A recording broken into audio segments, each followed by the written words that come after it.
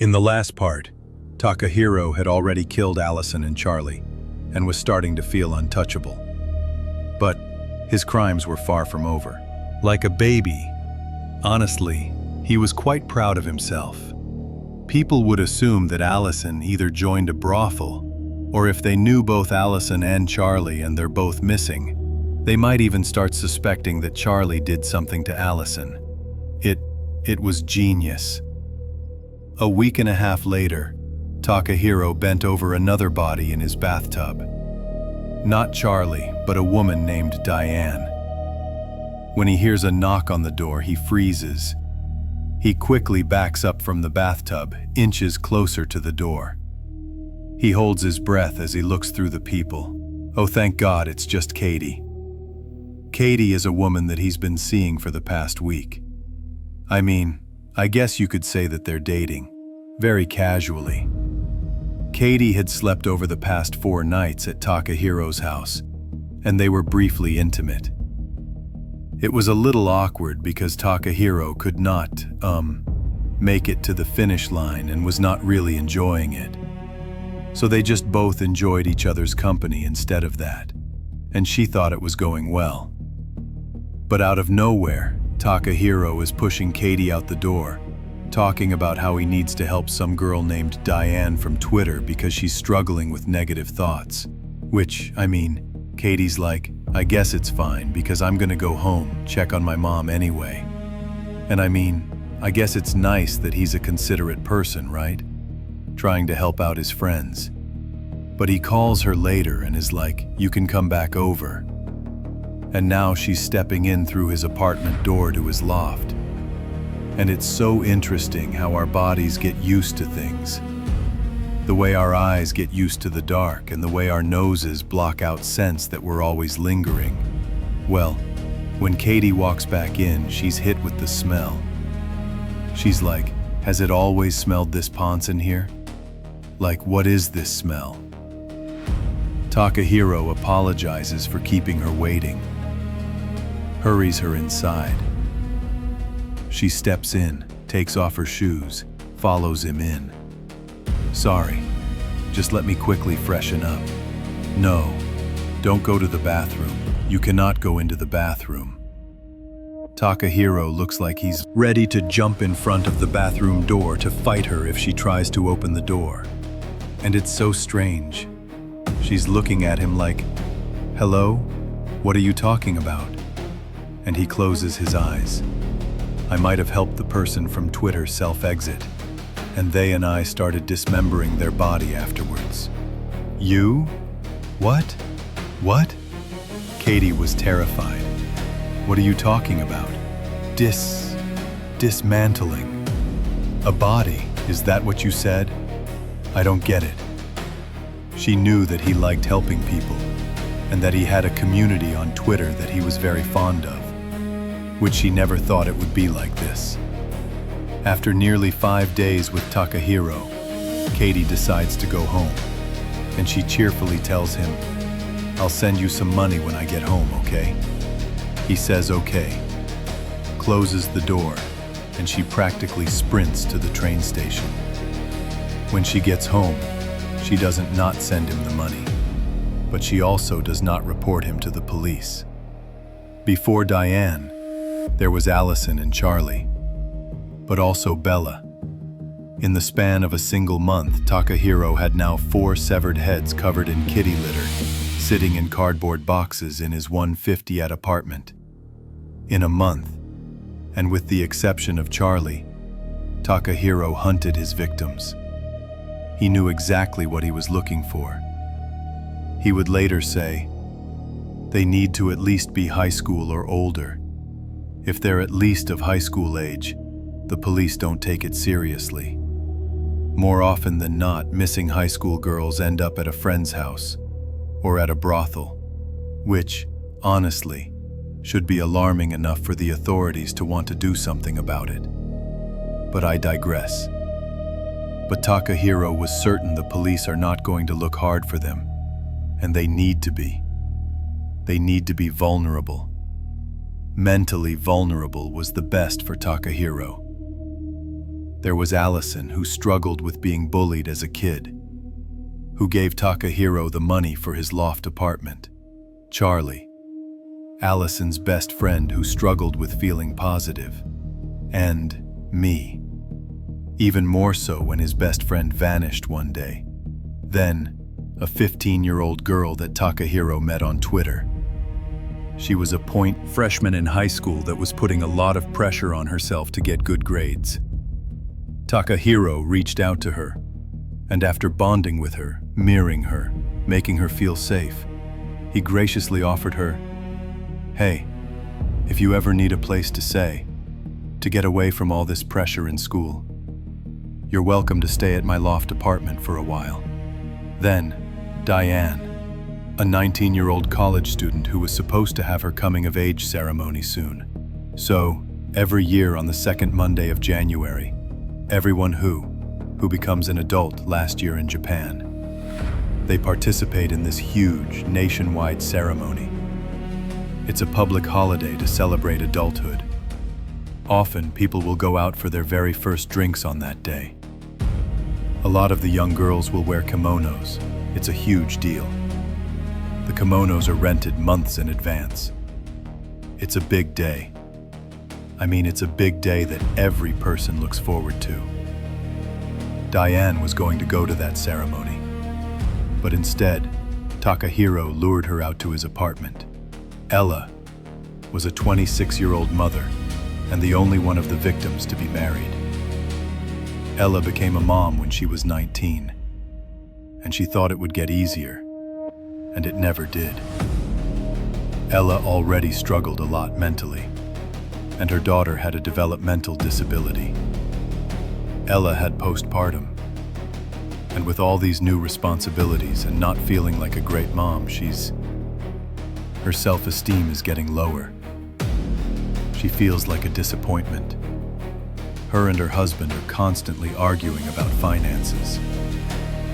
They have a lot of love for each other, and they're trying to make it work. It's just so hard. Ella was on Twitter looking for someone that she could relate to. She would be lured to Takahiro's apartment.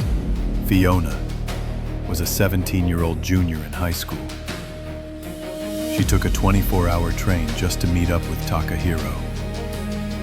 She met him on Twitter, and she was so excited to have someone to talk to. She paid for Takahiro's meals that day, paid for all the cab rides, all their activities. Fiona would sheepishly talk to him about all of her problems, like how she felt so insecure about her appearance. And he would bluntly reassure her, "We are not ugly by any means." Meeting with Takahiro was actually making Fiona feel so much better. Near the end of their date, she was going on about how, maybe we can go to an arcade and get some dessert. I think I feel really good. She would end up in his bathtub. Gia was a 17-year-old student that struggled with feeling good about herself. Her classmates thought she was one of the most considerate ones in their entire grade. Like, if there was a task that no other kid wanted to do, Gia would do it for everyone. She was led to Takahiro's apartment. Takahiro would later be seen carrying a bag of her organs to a convenience store dumpster. Helen was a 25-year-old who had severe social anxiety, and for a while she didn't even leave her room most days. But she was getting better. She got a part-time job at a convenience store, and all of her family said she just seems so much more enthusiastic about life. She was lured to Takahiro's apartment. This is all within the span of 2 months. Takahiro was very quickly evolving and creating a method. The process was almost the end. And just to give you context of how quickly he was evolving, the dismantling process, that's what he called it. The first time it took 2 full days. He said he got it down to 2 hours. That is chilling. The process was almost always the same. He would meet people on Twitter. then try to arrange an in-person meeting, where he would state he was going to help them exit. He would meet with them at the train station. They would never approach him once they spotted him. They were to call him, and over the phone he was going to give them instructions on how to follow him home. Okay, now, 10 steps to the left. He gave them directions on how to follow him out the station. So if anybody looked at them, it looks like these two strangers are just on the phone with different people and headed in the same direction. Coincidentally, they'll continue this until they make it back to his loft unit where everything is prepped and ready. Rope saws, air freshener, cat litter, PP pads. Everything is set up for the perfect night. It's almost like a ritual of sorts. Usually the minute that they step into his apartment, he's already so excited that he can hardly contain himself, but he's like, no, I can't rush this process. So he offers a seat to all of his victims, and he talks to them. Sometimes it's an hour, sometimes it's 2, sometimes it's 30 minutes. He doesn't even listen to a single thing that they're saying. He just keeps topping off their whiskey glass that's mixed with whiskey and crushed up sleeping pills and tranquilizers, and he just waits. He sips on his tranquilizer-less whiskey, and this is the worst part for him. This is the part where he has to pretend like he cares. He has to sit there and act like he's interested in their lives, and he goes through the same problems. He doesn't even remember a single one of their names, just their Twitter handles. He doesn't even know half their ages. He forgot. Sure they mentioned it. You feel like nobody understands you and you're all alone. Same. Me too. Anxiety does suck, doesn't it?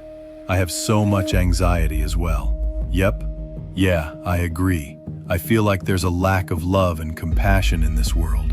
Everyone's just out for themselves. Yeah, no, most of the victims would pass out from the drugs that he slipped into their drinks, and then a sick ceremony would commence. Sometimes he would fall asleep with them and then wake up to see them still knocked out because he drugged them. He would either essay them right then and there, or he would tie them up first and then essay them. He would tie them up in a way that if they woke up during the attack, he could easily pull on one end and they would be forced into a standing, then, eventually, a floating position in the middle of his apartment. Sometimes he would have them half suspended while he essayed them. Most times he was there for the performance, watching. He really liked watching them convulse while they were floating and swaying from side to side. That's what he was there for. But with each victim, he did start adding some small changes. With Gia, he cut open her blouse with scissors, and during the 30-minute ceremony, quote, ceremony, he stared at her chest for a, quote, considerable amount of time while she was swaying in the middle of his apartment.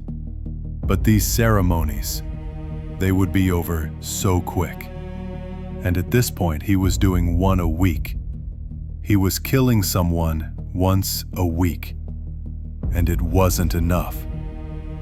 The other days when he was looking for a victim, he said that he was very busy, watching violent illegal videos that he would find on the internet because after his first murder, Takahiro said he was obsessed with and resistance. He was addicted, and he wanted to experience it over and over again. So he would go back to Twitter and scout for the perfect victim. And this time he was going to try something different. As his latest victim was suspended, he noticed his attraction was developing. So he started taking pictures of her private parts as she was still floating in his apartment. And when she was cold to the touch, when he confirmed that she was dead, he laid her down and engaged in Necronar's phone rang. "Hi, Naru. Is this Naru? Have you seen your sister Ivy?" Naru's stomach dropped. This was a call from the psychiatric group home where his sister was staying at. He left work as soon as he could. I mean, just a few days ago, it looked like his sister Ivy was doing well. The group home was an improvement for her, so what do you mean? Have I seen my sister? She's supposed to be at the group home. She's working through the grief of their mother that passed away 4 months ago. She was finally making some progress. Naru rushes over to the group home and he's confused. I mean, they're supposed to be monitoring her heavily and making sure that she's communicating when she's not mentally stable. So, what do you mean? You're calling to say that she's missing? He hoped that it was just a big misunderstanding and maybe they checked the wrong room. He made it to the psychiatric center and Ivy would be sitting in her room, eating her coat. That's what he's thinking. She was not. The room was empty. The bed was made and her desk was perfectly in order. Everything was in its place, except for one singular note left next to her computer that was still plugged in. I'm sorry, everyone. My brother, I'm sorry. Thank you for everything. Nau's hand shook as he held onto the note, and he used his other hand to call the police. My sister is missing. Please, it's urgent. She's probably going to hurt herself. But this isn't the police's top priority. They've gotten 8 calls like this in the past 2 months, just like this one. They even mentioned to Naru, girls run away all the time, she'll be back. Naru didn't even know who else to talk to. They're not close with the rest of their family. Both of their parents are gone. It's just the 2 of them most days, Naru and Ivy.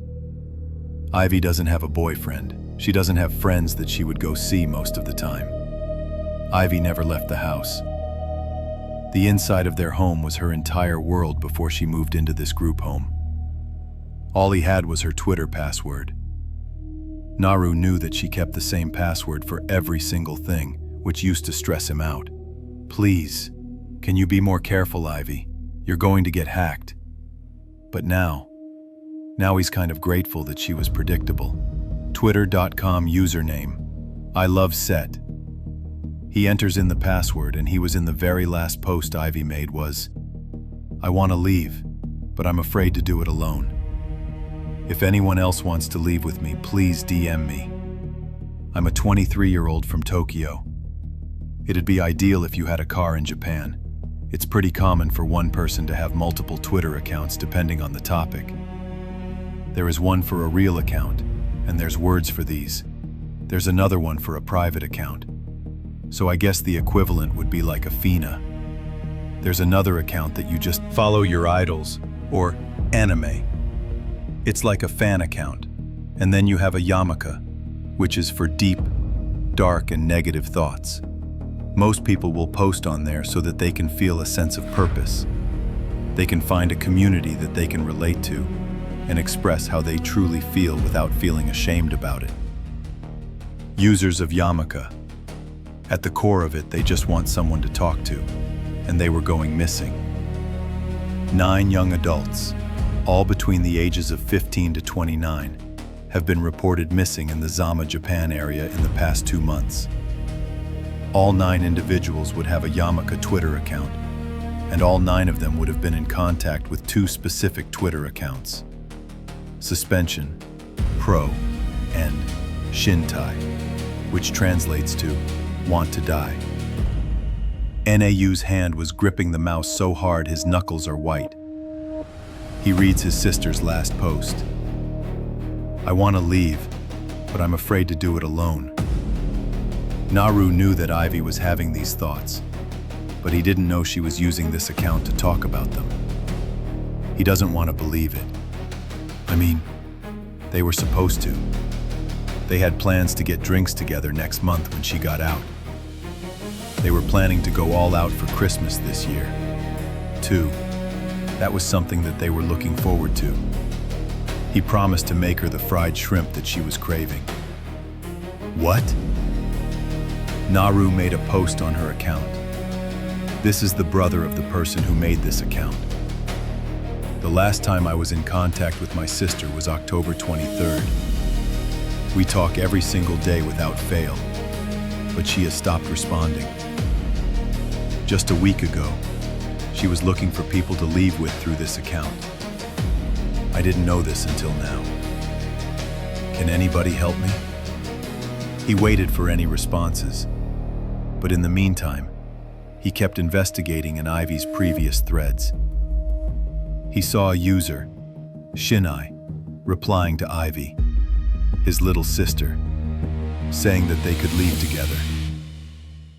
There were some private DMs where Shinai wrote, "Suspension is the best option, since there is a smaller likelihood of failure." Naru keeps digging, and he finds more. Another account that replied to her suspension. It looked like he discovered a secret life of his sister's. Like, why would she not talk to him about these feelings? Ivy had always been one that didn't want to burden her family. But Naru thought that they were on the same page. And who are these people that are reaching out to her? Ivy sent a message to Shinai. "I'm excited. I mean, it's not that I want to leave, but I just want someone to listen to my story, to support me. Maybe I just want a friend."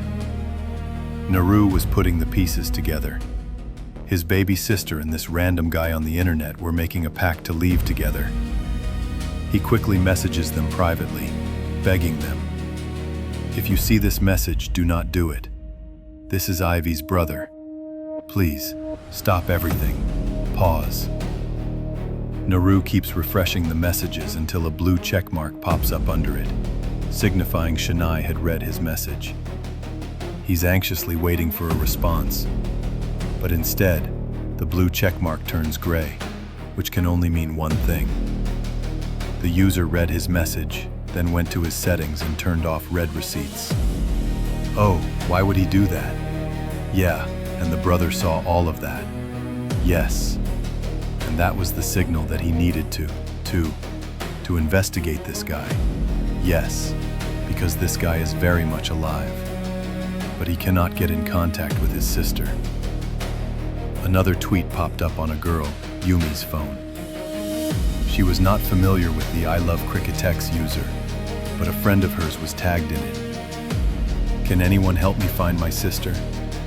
I think she was last seen with this Twitter user, @Shinai." Yumi stared at her phone. That's the guy. Or at least, she thinks that's a guy. The guy that Yumi has been messaging. The guy that she went to dinner with. But she knew him as Suspension. Two different usernames.